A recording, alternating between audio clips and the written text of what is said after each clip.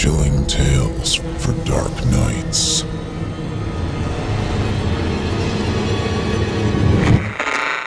Want to make sure you never miss a Chilling Tales for Dark Nights video again? Be sure to subscribe and hit that bell to turn on notifications.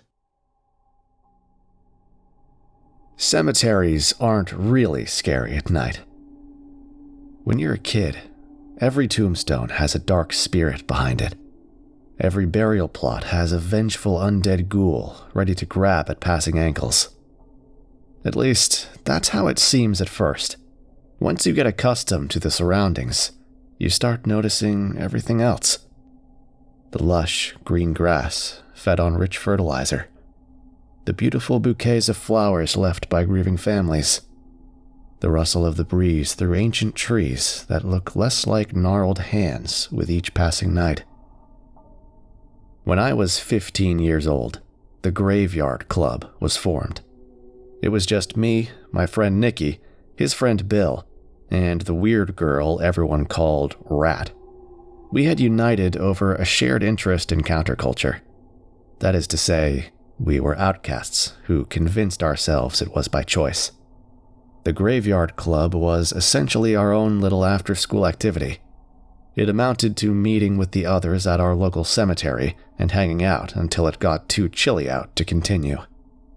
Campfire stories were told around the glow of a flashlight. We were edgy creeps, but not enough to start an actual fire on someone's private property. Trespassing was enough. Meetings were held by the tombstone of one Agatha Raven, 1840 to 1890. We had no idea who she was, and her grave received only the most minor upkeep, but the name worked for us. Of course, it wasn't long until word of our little club spread to the other kids at school. I know it wasn't Rat, because she hated pretty much everyone and only came out from behind the black bangs to tell creepy stories. The crazy eyes really sold it. Nikki and Bill were both likely sources of the information leak. They each wanted to be respected by their peers, or at least to be safe from being stuffed into their own lockers. Less than 10 sessions in, our club had expanded to 8 kids. The chubby nerd I knew from third period creative writing class, 2 popular girls who assumed, correctly, that they could get cigarettes and beer from us, and Neil, the erratic problem student who had supposedly slapped a teacher at his last school. It didn't really feel as special anymore, and Rat outright called them invaders to their faces. But truth be told, it felt a little less cold in a group like that. They were all there on the night we met the kid. Rat was in the middle of one of her stories, and was just getting to the most gruesome part, when we heard a quiet rustling nearby. Naturally, the newer members were spooked. Nikki, Bill, and I figured it was just a random possum, as per usual. Rat was too enthralled with her own narration to even notice. Everyone had gotten quiet. The rustling moved closer to us. In the dull light of a quarter moon, there was no telling what direction it came from. Soon, we could tell it wasn't the rustling of grass or leaves. It was the distinct sound of cloth, mixed with slight, purposeful footsteps. "Rat," I whispered. "Shut up." Suddenly, there was only silence. Not even a breeze broke the quiet stillness. The only movement came from the eyes and faces of 8 teenagers who suddenly realized they weren't very cool or fearless at all. One of the popular girls gasped, then quickly covered her mouth in shock, her wide eyes starting to water. Slowly, with a trembling finger, she pointed to the unexpected guest who had seated himself among us without so much as a word. It was a boy, much younger than any of us.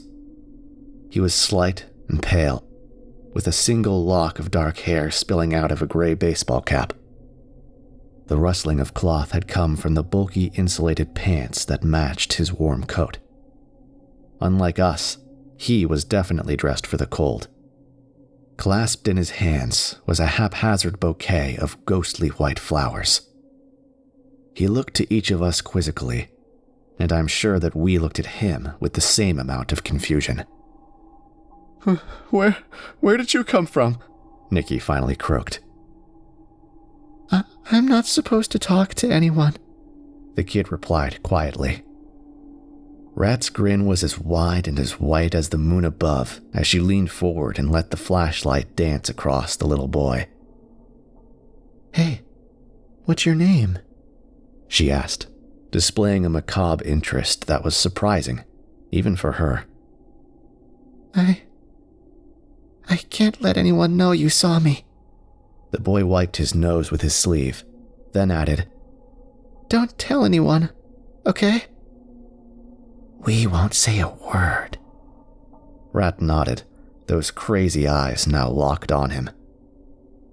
We're the Graveyard Club, and keeping secrets is like all we do. Can I be in the club? The kid asked, perking up with interest. You gotta tell us why you're here first. The kid looked over his shoulder, into the darkness, then cupped his hand to his mouth as if whispering a secret. My daddy brought me here. Who's your dad? I chimed in, immediately reassured that it might just be a groundskeeper. Another look over his shoulder. Another, even quieter whisper, this time with a heavy sense of reverence. My daddy is Bones.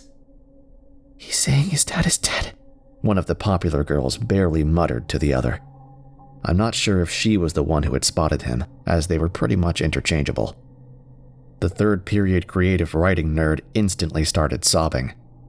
I think Neil was trying to get close to Rat, seeing as she was the only girl in the group who was unattached and in no danger of being attached in the near future. He sat himself right next to her, and, mimicking her interest in the kid, inducted him into the club. That's right, one of the interlopers had simply appointed himself to membership director. Welcome to the Graveyard Club, dude. We're telling scary stories, if you have any. The little boy sat and thought for a moment, looking down at the flowers as he turned them over in his hands. His brow knitted up, as if he was worried about what to say, and whether or not he should say it. Let's just keep going with the one you were telling, I said nervously, gesturing to Rat with a numb, limp hand. It felt like all of the blood had drained out of my body and into the immobile stone bricks that had replaced my feet. No! The boy looked up with a worried expression. I have scary stories. I can do it. So, for the next half hour or more, we listened to the boy's stories. There were 3 really bad people who went into a place they shouldn't, began one story. There was a guy who saw bad things, went another. Someone made Daddy really mad, showed up in a couple tales. The endings were all the same. Then, Daddy pulled out all of the man's guts. He pulled off his head, and his arms, and his legs. The climax of each story was followed by a twisted, gross-out facial expression. Tongue extended, eyes rolled back, head tilted, as a bleh escaped his mouth. While the stories were gruesome, our growing familiarity with the kid made him seem less off-putting, just like we had grown accustomed to the cemetery. So, when he was done with the third story, we couldn't do much other than nod and compliment him on giving us a really good fright. Our comfort was ripped away again as a sound echoed in the distance. A scream. A shrill, gut-wrenching, agonized wail of terror. Then, there came a groan. A deep, loud, resonating groan that almost sounded like a name we couldn't place. It was a man's voice, traveling through the morbidly still night air. It repeated twice, then 3 times. I gotta go. The boy jumped up, dropping a few flowers. Daddy's calling me back. We didn't say anything, not even a goodbye. The kid sprinted about 10 feet, then turned and waved to us before taking off again. It's real, mumbled the popular girls in unison. Bill turned to them and, put off by their simultaneous utterance, let out a deep, fearful groan. With that, he got up and walked away in the opposite direction of the kid. Nikki called for him to wait up and quickly followed. Neil, seeing an opportunity, stood with the popular girls, threw an arm around each of them, and swore to protect them all the way back to their homes. The sound of their weeping, coupled with Neil's empty reassurance, trailed off into the night.